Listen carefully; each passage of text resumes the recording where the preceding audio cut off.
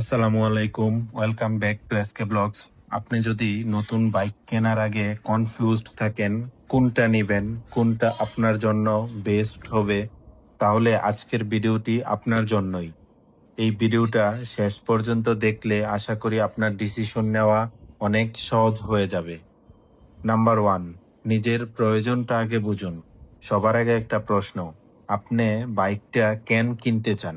আপনি কি daily office বা কলেজে যাতায়াতের জন্য কিনছেন, নাকি লং রাইড আর স্পিডের জন্য, নাকি ফ্যামিলি নিয়ে কমফোর্টেবল রাইড চান?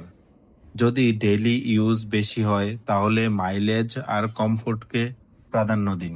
আর যদি আপনি পাওয়ার আর পারফরমেন্স চান তাহলে ইঞ্জিন ক্যাপাসিটি আর ব্রেকিং সিস্টেম দেখুন।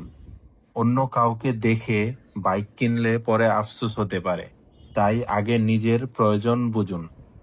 নাম্বার টু, বাজেট ও অতিরিক্ত খরচ। শুধু শোরুম প্রাইস দেখলেই হবে না, আপনাকে হিসাব করতে হবে রেজিস্ট্রেশন, ইন্স্যুরেন্স, সার্ভিস কস্ট, পার্টসের দাম। অনেক সময় কম দামের বাইক কিনে পরে মেনটেনেন্স বেশি খরচ হয়ে যায়।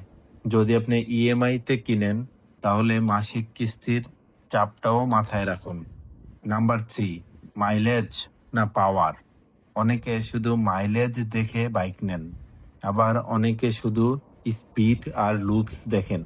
কিন্তু আপনার জন্য আসল বিষয় হচ্ছে ব্যালেন্স।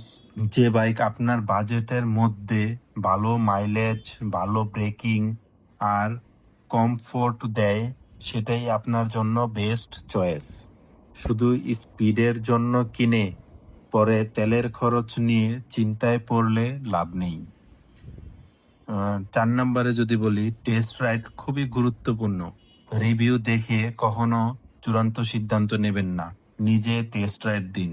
ব্রেকিং কেমন, সিট হাইট আপনার জন্য কমফোর্টেবল কিনা, হ্যান্ডেলিং আপনার কাছে কেমন লাগে, এই বিষয়গুলো নিজে চালালে পরিষ্কার বুঝতে পারবেন। 5 নম্বরে যদি বলি, সেফটি। আপনি বাইক কেনার সময় অবশ্যই দেখবেন এবিএস আছে কিনা, ব্রেকিং কেমন, টায়ারের গ্রিপ কেমন। কারণ বাইক শুধু শখ না, আপনার নিরাপত্তার বিষয়ও জড়িত। শেষ কথা, বাইক কেনার আগে আবেগ নয়, যুক্তি ব্যবহার করুন। নিজের প্রয়োজন, বাজেট আর সেফটি, এই তিনটি ঠিক থাকলে আপনি কখনো ভুল সিদ্ধান্ত নেবেন না। ভিডিওটা যদি ভালো লাগে অবশ্যই একটা লাইক করবেন। ভিডিওটা শেয়ার করুন এমন কারো সাথে যিনি নতুন বাইক কেনার আগে কনফিউজড আছেন। সবসময় হেলমেট ব্যবহার করুন, নিরাপদে রাইড করুন। এরকম আরো বাইক রিলেটেড ভিডিও পেতে এসকে ব্লগসটা ফলো, সাবস্ক্রাইব করে রাখুন।